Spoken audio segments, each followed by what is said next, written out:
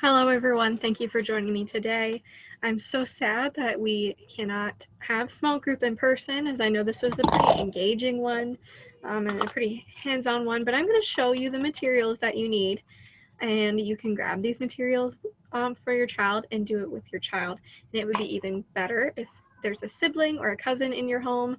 Obviously, don't leave your home to find anybody to play with. These are unprecedented times. Stay safe. But if there's someone in the home that can lend a hand and help your child with this small group lesson, that would be great.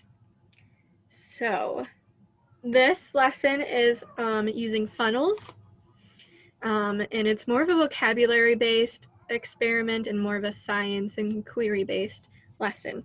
So you will need a funnel, just like this. It could be a big funnel or a small funnel, just one for each person participating. If you don't have one of these at home, you could take a coffee filter and cut a hole in the bottom, and that could be a nice funnel.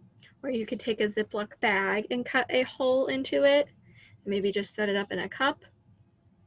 Or you could even take a piece of paper and roll it up into a cone. Let me see if I have something I can demonstrate with, show you what I mean.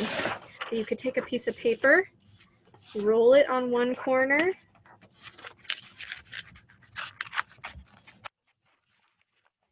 excuse me, I'm making it. Roll it on one corner so it's open and big on one end and has a smaller end on the other. It's kind of a longer funnel.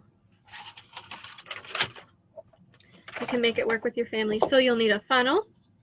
You will need a big tub or even just a cookie sheet, something like this. And it's up to you whether you want to use water, sand, or maybe even coffee grounds or oats, something that your child can practice scooping and pouring into the funnel. You could also use a spoon or a pinching tool, maybe some tweezers to get more fine motor practice in.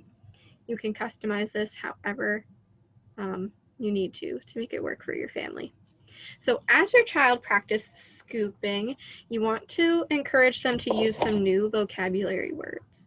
So the words that I was going to introduce are the nouns for the objects. We have a funnel.